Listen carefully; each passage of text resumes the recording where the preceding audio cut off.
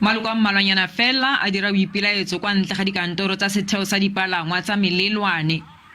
Ba dira kgoeletso kgatlhanong le ditlhaselo tsa semorafe, mme ba tlhalosa fa di ama ditirelo tsa bona mo tikologong eno ya dinaga tsa Afrika Borwa. We want to call again the SADC region meeting to meet, because the people who are coming from Zimbabwe, people who are coming from Lesotho, that is not their problem. It's the dictatorship here in Africa.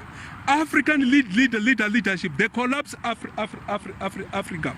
So these people, they're forced to come from all those African countries to come here, because that is their last hope. They take South Africa as their Mokgatlho a re ba ngongoregela gape le dituelo tse di kwa godimo mo mebileng le go duedisiwa merwalo ntle le go ekala. We are getting a lot of spot fine, ranging from 1,500 to 2,500, and also you find that we pay from the Pumaland Plaza that amount again to the bed bridge. Musina, the total amount you find that is 10,000, which is a lot of money. Batlankela ba setheo sa dipalangwa ba re batlile go seka-seka ditopo tsa bone.